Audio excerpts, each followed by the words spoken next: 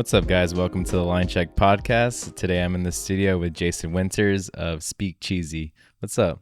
What's up? How's it going? It's going good. How are you? Good. How was your day today? It was good. It was chill. I threw a tri-tip on the smoker and fed some friends with that. Recently, we played some pool Cool. over at my buddy's house, and I played the guitar for a little bit. I didn't open the laptop today, which was good. So yeah, That's good. Yeah, nice, relaxing Sunday. How's it been with your restaurant that you have now? oh God, it's been wild recently. It's been Year and a half. year and a half in. With all the recent press, it's been a lot of work. I've been working about 100 hours a week in there, and glad to be here today taking a break. Sorry guys, I can't come in tonight. I'm on a podcast. What time do you guys close? 9 o'clock. 9 o'clock? Oh, that's pretty early. 12 to 9 Tuesday through Sunday. How's business usually like around now? Right now is probably peak time Yeah, of the everyone's day. trying to get some pizza. 5, 6 o'clock, Sunday night 7 football. o'clock. Exactly. A lot of delivering. Yeah. So Speak Cheezy was recently named one of the best pizzerias by the Washington Post in the United States. In Long Beach. Congratulations. Thank you. That's huge. Yeah, it's really awesome to bring it home here. Did you know that was going to get written about you guys, or no one gave you a little heads up? No idea at all. I mean, we did have a photographer for the Washington Post come in, and he wanted to take some photos. I wasn't even there that day. I asked him what it was for, and he said, "Oh, we're doing a national article, and you guys are in there." And I was like, "Oh, okay, cool. We're on some top 50 list or some kind of list." The day it came out, we were giving away about 200 to 300 free shave ice to the kids across the street at Fremont. Cool. So yeah, we had no idea. I thought it was busy because I'm gonna give away free shave ice every day. Yeah. So and then we found out kind of halfway through the day. Yeah, that's so awesome. How has it been as soon as that post came out, where you guys just slammed the whole week? Yeah, couple weeks, maybe a couple months. Yeah, we're still slammed. I think the first 2 or 3 weeks was insane. It was just nonstop. The phones would ring all day. We're just a takeout pizza shop, right? We don't have a reservation system or tables, so it's this beast that you can't control. I don't think Heritage is taking a lot of walk-ins, and I don't think there's lines out the door because they can control it. Yeah. So it was definitely out of our control. It was hard. Like I was telling you, our recipe is 5 days. We had to start dipping into 4. We had to start dipping into 3. And that's when we just kind of made the decision to start running out every night until we could get caught up to our 5-day. And so that was a little hard for me to do. I just didn't know exactly what to do at that time. Yeah, exactly. If you guys don't know, Speak Cheezy is a sourdough pizza joint. So all sourdough pizza. Yes. Me and Zarek got one today. It's very, very good. Thanks. It's delicious. Thank the you. crust was bomb. Thank you. Yeah, it's all I'm about a that crust person. Yeah, we want you to taste the sourdough. If you roll it out with a rolling pin, you won't be able to. You kind of need to bite into something. Yeah. So, but you wanted to hear how it started, right? Yeah, tell the us sourdough. about that. Yeah. It was another one of those kind of prosciutto moments, where out of the struggle, just kind of adjusting, learning how to adjust. We make pizza on the streets. We started out with a wood burning oven trailer, and we make pizza on the streets. I was in the middle of Pershing Square. It was a really hot summer. It was noon. All the buildings around me were beaming down, and I was sitting in front of the 900-degree oven, and our dough was overproofing. It was just out of control. Yeah. We'd feed it cold water, and we were doing a 3-day at that point, and we just couldn't control it. So it was fuck the yeast, no more man-made yeast, and we still had my starter that was in there. And we started just doing the starter only. On the very first event that we did the starter, we used some Sonora wheat from Weiser Farms, from the Tehachapi Grain Project. We did a pop-up for them, the very first pop-up for them for their to help raise funds for the nonprofit so that they could start buying their farming equipment.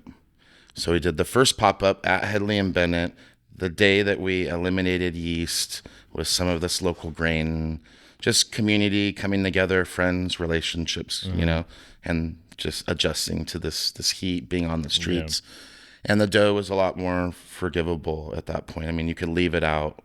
Sourdough is fine at room temp. It's not on steroids. It's not like overproofing. So it was really in that moment, like, fuck the yeast. We're in Pershing Square in downtown. Now we're at Henley and Bennett. And we're like, okay, yes, we'll take some of your flour. To now all of a sudden we're making sourdough pizza, and we're using these local grains from California that we're blending in. And then we started buying different flours from different mills, and like from Grissom Toll or Camus Country or Karen Springs out of Washington. And then that's kind of how the sourdough pretty much came about, and like the blending of the flours. Wow. It was like all in that moment, in that one moment. Wow, that's so cool. Did you have any trouble like when you first started making the sourdough pizza, or is it pretty much like from the get-go you're like, all right, this is like the same temperature it takes to like make a regular pizza? I think in the very big, I think when we started making it the first winter, it was difficult because we'd pull the starter out of the fridge, we'd feed it cold water. And then we'd be stuck there for like 6 hours until the starter was ready to go into the dough. So there was like some long days where I'm like, fuck, this is taking forever. You can't just throw yeast in your dough and like go home. Yeah. I'm like, man, this is like a 10-hour day to make dough. Like, what do I do? We started getting the hottest water that we could and feeding the cold starter and tempering it to room temperature. And then we were able to get it to like a 3.5 hour window of like the first rise, where you're passing the float test, you're mixing it into your dough. And it became a lot more manageable at that point. That's so freaking cool. Yeah, I'm sorry, I'm a nerd. No. I've only cooked with dough once in my life for one job only. And I worked brick oven, had to work dough, and I would just get wrecked every night. And it was the first time messing around with dough. It was super fun. It was just cool to like mess around with dough and then get in the weeds every single moment of my life. But it was a fun experience. But yeah, that's the only times I've worked with dough before. Yeah. It's fun. Yeah, I've always been interested in like doing pizza because it's definitely not the same pace of what I was doing. Like I was doing pita bread to order, so I'd do like like 400 pitas in one night. We would do those too. Yeah, we would do those too. Not many people know this, but I used to have another catering company called Hearth and Olive. It was Middle Eastern. It was kind of like, it wasn't necessarily territorial. It was like almost like what Amatoli is doing right now. And we did that for a few years. So we used to make a lot of sourdough pita too. So very different. I'm still learning. Yeah. It's a different game. It's the little secrets, like, hey, don't push down the cheese after we grate it and you stack it, leave it really loose and fluffy. Yeah. And like teaching everyone how to do that. Yeah. There's so many little details. Yeah. It's crazy. So when did you first start cooking, or how did you get into cooking? I told my mom that when I was 4 that I buttered toast better than she did. And that's when I knew. After that, when I was 8, I sent her to this store called Alpha Beta because I was watching Great Chefs, Great Cities, and I wanted to be a famous chef one day. And I sent her to the store to get some foie gras, some duck liver, because I was going to make a foie gras salad at 8 years old. And she said, I'm sorry, honey, they don't have any foie gras at Alpha Beta. And that's right around the time that I inherited my stepsisters from Thailand. They're half Thai, half German. And my older sister, who was actually from Thailand, who lived there, I would cook with her. So I started to learn like this, not like white person food, like spicy and sour and salty. And I think that really kind of helped me develop my palate at a young age. So then when I went into like French and Mediterranean, like those, you know, Yeah, they were there. that's so cool. Yeah, definitely love Thai food. Mm-hmm. Um, I obviously like when I was in culinary school, like just learning all the French techniques and all that Mm-hmm. is, but it was never really like something I ate a lot when I was younger because I grew up in a Filipino household. So, Yep. you Yep. know, it's That's like, right. so those flavors like were kind of like all this like butter. Like we don't use butter Mm-hmm. really at all. It's just interesting to see different cuisines and you just like learn and then you gain like a knowledge for what you kind of like and everything and then you like put it into your own Yeah. recipes. So, It becomes part of your story and who you are. Like now, as a chef, my wife is from the Philippines and my kids are half. So I'm used to eating my wife's cooking, which is amazing, by the way. She's at Speak Cheesy all the time. Sometimes I can't get her to go home. Like, honey, you should go home with the kids. It's been like 14 hours. And, God forbid I try to tell her to leave early. But she's a beast at home. So that's kind of what we eat at home is like her sinigang and her cooking and her adobo and her pancit and her lumpia. She wants to do lumpia out of Speak Cheesy one day out of the window. And so yeah, now part of my story is like if I'm making pizza, we'll do the Filipino pizza, yeah, I've right? seen that you did a seasick But pizza. it's not fusion. Yeah. I think before it used to be fusion. People were trying to do foods from areas that they weren't from. I think that's fusion, right? Yeah, But yeah. now fusion is actually it's real, Hmm. It's a beautiful time to be in Los Angeles and be doing like this food from the heart, Hmm. from all of us, like this melting pot that we are more than Yeah. ever. Yeah, So, especially here. mm-hmm. It's just a big giant melting pot. Yeah. We have every single cuisine that you can want and you can get it in like at least a 5 mile radius. Mm-hmm. And that's the cool thing about living here. Mm-hmm. Where did you come up with the name for Speak Cheesy? Oh. Well, I'm finally gonna give Gage credit where it's due. So Gage was he worked in the office at Urban Pie in Commerce in the catering facility. We had this big building, and Gage said we should do a pop up called Speak Cheesy, and I was like, oh, that's Cheesy. cute. It's cheesy. That's really cute. It's a great name, and I just kind of walked away, and I we were towing around wood burning oven trailers still, and then we kind of learned how to navigate into the vans and then this new way that we're serving pizza. And I was doing music at my house, and I had a studio that I built out and mixers and microphones, and I was playing guitar a lot, and I wanted to do a podcast as well out of the van eventually. And so we're like, oh, Speak Have Cheesy. you ever heard of Jam in the Van? No, I have not. It's like they do like a video concert in a van and it's also kind of like a podcast, but then the band just like does a little interview and then they jam in the van. I I think I think might it's a have seen. YouTube series. I think I might have seen Yeah. it once. Yeah. That'd be cool. It would. Yeah, Yeah, yeah. yeah.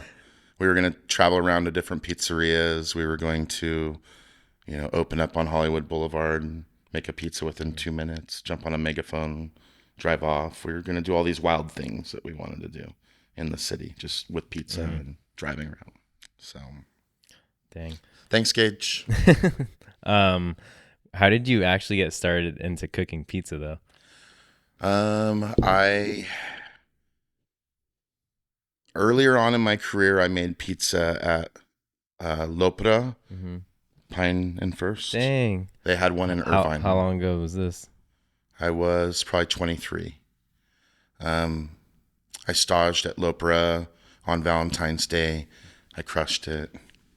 Yeah, that's a spot to be on Valentine's Day. I crushed it. I was with the sous chef on the station, and then I had to cook like a 7-course dinner for the owner after to Whoa. apply for the position. So I did all off menu.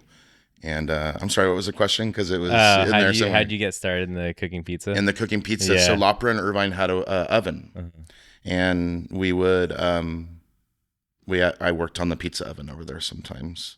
And it wasn't great dough. I think it was made like the morning of, or I think it was made the morning of, to be honest with you. And they would serve it the same day. And I kind of got an introduction to it there. Then fast forward many years later, I was the chef de cuisine of a place called Brick in San Clemente with David Pratt. We had a wood burning oven. I was more of like the pasta side of things and like the Italian side of things. And then it was kind of my introduction to pizza. And so I learned it there, and that's when I ventured off. But the idea of towing around a wood burning oven behind my car existed when I was about 24, 25 years old. And I didn't start doing it until I was maybe 31 or maybe earlier. I think maybe in my early 20s, I told everyone I was going to tow around an oven and make pizza behind the car. How long did you do that for, having the brick oven behind, towing it, like doing pop-ups everywhere? That was like 10, 11 years before Wow. Speak Cheezy. Wow. And then when did you get the van? The van was during the pandemic. I just got out of surgery. I have arthritis in my left ankle from just working in the kitchen, being a Haversack guy, and liking to run and do marathons. So I kind of wore out my left ankle.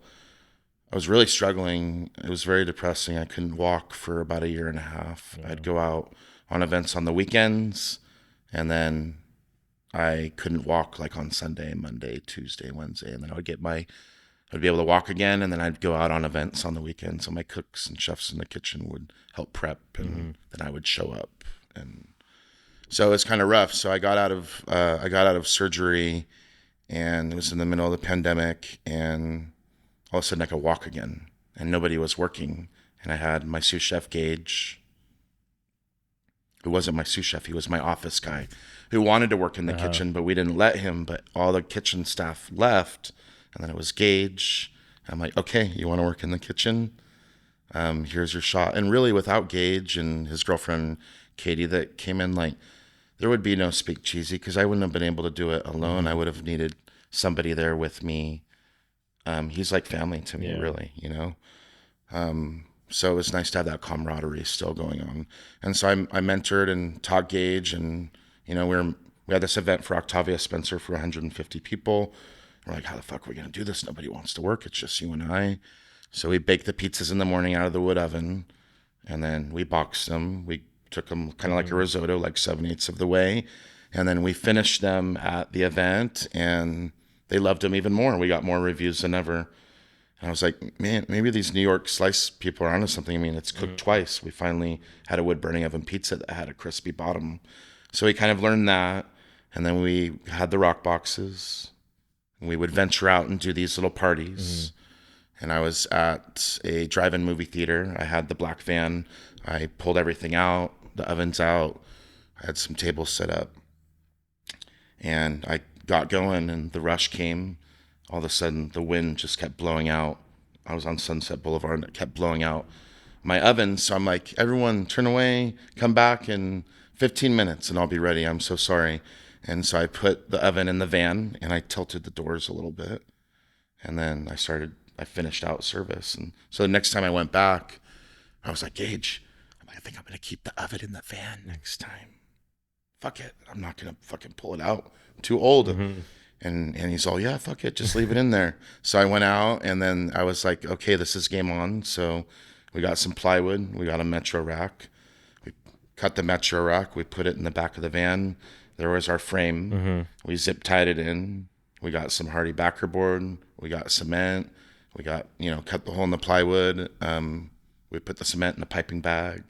Nice. Started piping it on. And the whole idea was like, we're going to open it, and there's a cabinet with our par bakes, and then there's a little drop down, and there's another storage unit to put our mise en place, and we can literally open it, make pizza, and drive off. That's so cool. So we started doing that, and it was like a delivery. Everything was small. We didn't have big parties at the time. So then people would book us, and we would tour around LA and do these little deliveries. Hence the name, we call them micro parties, micro pizza parties. And that's kind of how Speak Cheezy kind of evolved, the evolution of it, how it all started, really. What kind of van is it? Is it like a Sprinter van, or is it like a Scooby-Doo van? Because I've seen some pictures, but I haven't really looked at it, and I think it's like a Scooby-Doo van, right? The catering life is van life for sure. So you go through a transition of vans. So It started with a white van, Uh-huh. white vans that would tow the oven, and then I moved up to the black van. Mm-hmm. So instead of the creeper, now I'm like the undercover agent. Yeah. And so that I felt much better about myself once we got the black van. Yeah. So yeah, the black van was like the OG van. Uh-huh. And then shortly after we got the Dodge Ram ProMaster high roof, and we put 2 ovens in that. Wow. How And it could hold 420 pizzas. Yeah. Dang. Literally. It can only hold 420. Are you guys still doing like offsite events with the vans, or now you still doing those plus the brick and mortar? Mm-hmm. Wow. Yeah, I think we did 7 events last week. Mm-hmm.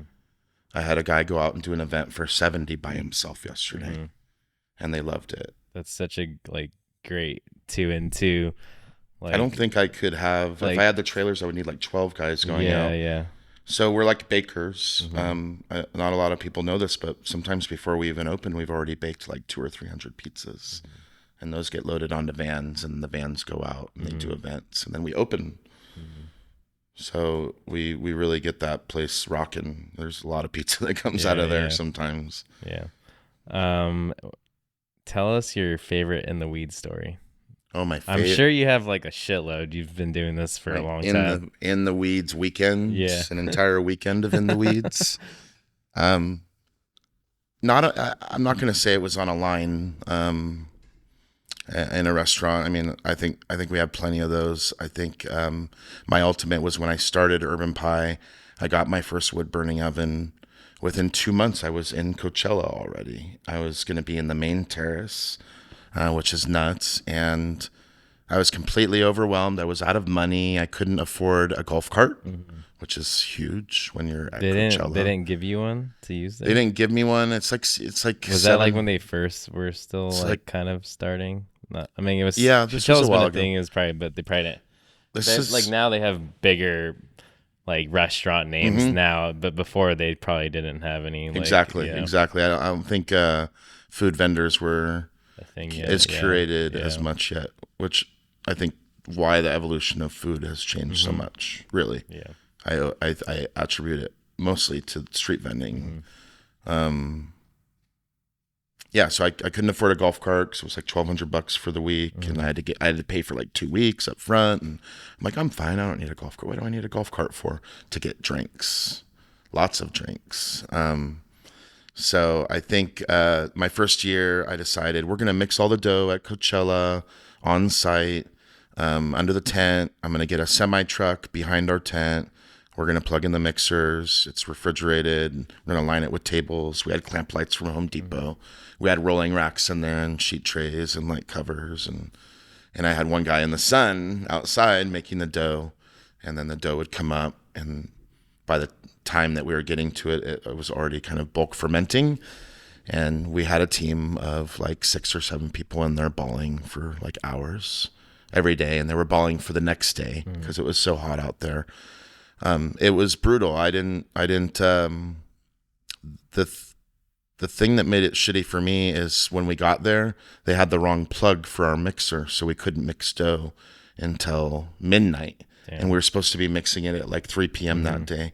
So I didn't find out where the staff campground was. I didn't find out where the restaurant, like where the showers were. Like I did not know the way of the land. I literally, from the second I got under that tent, and through the entire weekend until the last day, I found out where the showers were. But I lived in that tent. Damn. I lived in that tent. I lived in my car behind the tent. Everyone was off. And when I had to get drinks, I had to use my Jeep. Everyone else was using golf carts, and I'm driving my Jeep, throwing it in the back of my Jeep like a dumbass. So, and how many pies did you think you sold? I mean, we didn't even do that great. I think it was only like 12 to 14,000 a day. But by year 4... we had 2 ovens. We had about 24 people working, and we were doing about $27,000 a day. And it was a very well-oiled machine. I had 2 golf carts. Wow. But it's just like that was the most difficult thing in my entire life is Coachella. Yeah, I mean, you have no idea offsite events are the hardest. Yeah. You're like building yourself from the ground up, and like you don't know the lay of the land. And the security, the credentials, how large it is to get from point A to point B, like it was a nightmare. Did you need a permit when you were there, Or Yeah, they already had like everything already like set up. yeah. You need all that stuff Everything, as yeah. well, all the permitting and like the fire inspections and health inspections. Yeah. Yeah. Anyone trying to do like any kind of like pop-ups offsite anywhere, there's lots of other things that go with it besides just cooking. Hmm. A lot of stuff. Yeah, a lot of cleaning and Yeah. organization, Yep. right? It's kind of dirty Freaking work, hand right? sink, You portable just did hand a wedding sink. yesterday, Yeah, I did. correct? Yes, I did. Tell me about that. It was easy. It was only 20 people. Okay, okay. It's like 4 or 5 courses. Nice. Super simple. Yeah.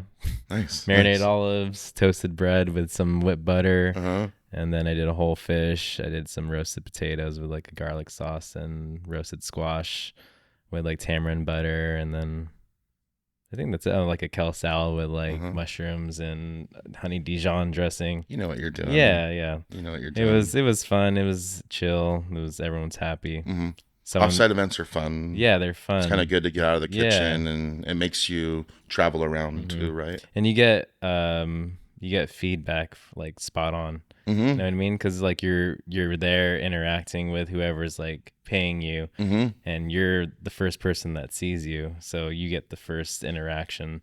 Besides, like if you're working like in a restaurant, and you're in the back of a kitchen, Yeah. you know, the customer's not coming up to you to talk to you; they're Yes. talking to their server. Yes. You So get it's to, like, yeah, and it's a party. It's not like, yeah, it's a party. it's not a two-top or Yeah. you know, a date night at a restaurant. It's like they're at a party. Yeah. And everyone's in a good mood. Yeah, it's and super fun. Yeah, I would love to do more events and stuff. That's definitely something I like to do. yeah. Yeah, so eventually. Pop-ups are hard for anyone that's trying to get into this. Pop-ups are more getting your name out more than anything. That's right? the hardest part. Mhm. That's the hardest part. Thank God for social media now, because I mean, what's funny is the wedding that we booked is actually, we met them at a 4th of July party, and we're just like talking, and then they're just like, "Hey, we're getting married," and it's like, "You guys do private parties?" We're like, "Yeah," and then just kind of evolved, but like that wasn't from social media, even though most of the hires are. Yeah. Yeah. Since you like music, and I love music too. What's your top 3 favorite bands? And I know it's so hard. Oh, top 3. Or you can give me top 5. Top 5. I'll give you my top 3. Top 3. I can talk about music. I'll talk about music. God, it really depends. Right now, I'm playing a lot of Fleetwood Mac on the guitar. God, why am I spacing on the guitar player for Fleetwood Mac right now? I'm sorry. Yeah, I know. I should know this. This. But he's kind of an anomaly. Yeah. Like his finger picking. I'm really into finger picking. Lindsey Buckingham. What's that? Lindsey Buckingham. Yeah, yes. there you go. I know. It was like, it was there, but it just wasn't there. Because it's like a girl's name, and then you wouldn't think it's a guy. Yeah. It changes all the time. I mean, yeah, current. I kind of like a lot of the old school, like Zeppelin or Grateful Dead or MGMT. I really like cool. MGMT, Depeche Mode. Like I appreciate electric music. Yeah. I'm all over the fucking place. Yeah, There's good country. Yeah, there's like hip hop country now. It's all good. Do you like the Beatles? Love the Beatles. Okay. Have you heard their new song? What? Yeah, new song that I think it's like an old recording that never got released, and I think AI kind of like helped finish the song, but it just came out like a couple days ago. It's called like Now and Then. Now and Then. It's like it's kind of like a sadder, like acoustic song, but it's good. Yeah, wait, it's good. I need It's to like learn a a little new single, song yeah. actually on the guitar. Yeah. I was playing Let It Be is a big Great song on the guitar that I play right now. I love it all. Clapton is, slow hand blues. Like I love a lot of blues too. Nice. So funk, P-funk. Hell yeah. Yeah, my favorite bands probably would be the Beatles. And then my favorite Beatle is George Harrison. And then probably top 2 is Radiohead. Yes. And then number 3 is hard, but I guess I would say Zeppelin. Yeah, just because I enjoy the whole catalog. Just like the Beatles, I enjoy the whole catalog as well. Zeppelin. Radiohead, I enjoy. Did I say catalog. Zeppelin? Yeah, you did. I did. Yeah, I think one of the greatest of all Yeah. times. And it's like a good every song's like a jam song. It You know, is. you want to learn something cool on the guitar, Uh-huh. you can learn it. There's nothing like it too. I mean, they have a lot of a lot of classical Yeah, yeah, almost yeah. nuance and Yeah. influence in their Yeah. music too. So does Metallica.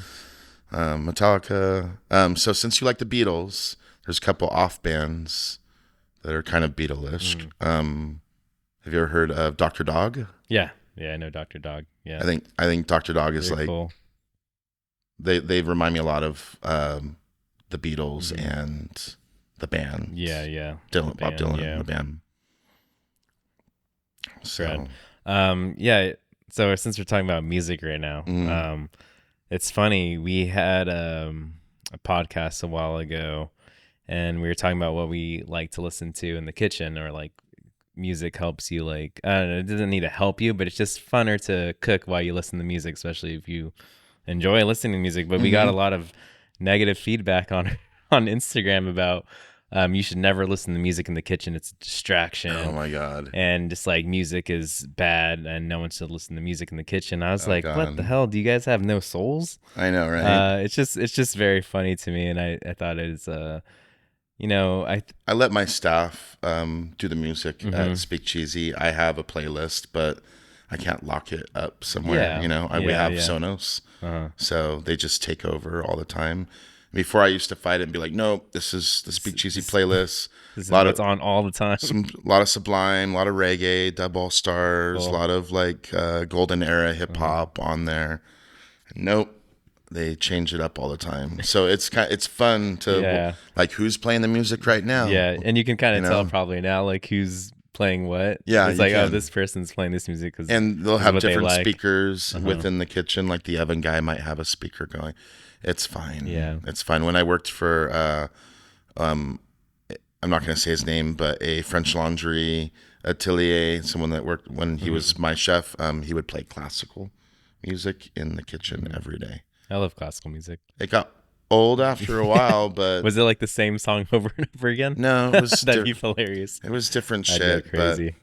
But that was kind of cool. Yeah. We're cooking and Yeah. we're listening to classical It's like music. the actual like Kind of a movie almost. Chef's That's like Table. Chef's Table or Ratatouille. Yeah, right. So Oh man. Yeah. Yeah. I enjoy listening to music, and I listen to music like literally every second of my life. So I couldn't imagine like not listening to music in a kitchen. I have not listened to music in the kitchen because they wouldn't allow it, but like, if there was a chance to, I would.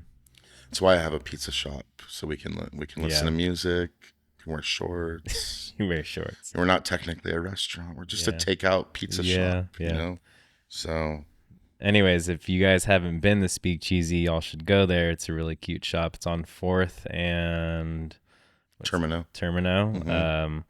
It's really cute corner shop. It's like red in there. They have like little pizza characters all over the place. Yep. Your merch is super cool too. Uh-huh. I remember when I first came and you guys opened, I was like, wow, you have such good merch. We did when we started when did we start doing the merch? We did Assholes Live Forever. Have you ever heard of them? I think I had a sticker Mm-hmm. from them. Like I got it like maybe 2017 or 18. My I staff don't know how. My staff was like, we're not going to tell you where you're going today on your mission, on your pizza party, but you have to sign an NDA first.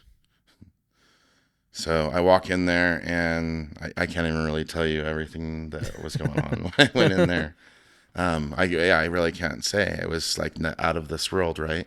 But they're a merch company, and they had this flannel, and it said "Assholes Live Forever" on the back, and it was like melting, and I was like, oh, speak cheesy. So our first flannel was inspired by Krill again, Nice. and Chloe Metcalf, and so it's how we kind of started like rocking the merch. Yeah. Just kind of by watching them, we would do a few parties for them, and they were like, merch was always laying all over the place, and I guess not a lot of people do it, right? Yeah, I mean, no. they'll do a It's- hat maybe, yeah, but we're yeah. like, It's like here and there. It just depends on like the shop, I guess, and like if their brand is like sellable to have merch, you know what I mean? Because you have Speak Cheesy, like the name itself is already like it's sellable, Yeah, it and is. It is. it's and you know It is catchy. it's catchy, so that can be like printed on anything, and it'd be cool, and the little pizza Exactly. logo on there. Exactly. But if it's like I was just talking about Thai food. If it's like a Thai restaurant, like I don't know if someone would really want to buy like a T-shirt that just says like, There is like a unless you're lot like in of Thailand. there is a lot of like art and fashion in pizza Mm-hmm. though. There's like the designing of the pizza boxes, and there is merch in a Mm-hmm. lot of different pizzerias. I think art and Mm-hmm. music and punk rock Yeah, and all that stuff is kind of very pizza yeah, too, right? exactly. I had a friend that used to have a pizzeria, and he's a Cambodian, Mm-hmm. and he made his pizza boxes pink like a donut shop Mm-hmm. as a homage to like the Cambodian donut shops. So he would sell his pies out of like a pink pizza box, and I thought that was like the coolest thing ever because it's like you're just like he's just thinking like it's like I'm an Asian Uh-huh. business owner and Cambodian is my culture, and I'm making like Asian inspired pizzas, Uh-huh. and I'm gonna sell you my pie in a pink pizza box, which is like a donut. I Yep. was like, that's so cool. Yep. And like I caught on to that immediately as soon as I bought a pizza from him. So yeah, it's like yeah, when you think about all these things that go into a restaurant, your branding and all that, it's super important because you're not just selling the pizza, you're selling like the brand. Yeah, I used to not be like Hmm. that as much, but it's very important to and people love fashion. Oh yeah, they do, We have especially now. the sweater with the girl on the back with the pizza box open with the glass of wine in her hand, and her hair's in rollers, and like we get so many ladies coming in to buy You're like, oh my god, that's that. me. Yeah, that's me. It's like mom with kids, or Hmm. that could be single mom. Hmm. Oh my god, sorry. Cut. Wait, Bye. should we answer?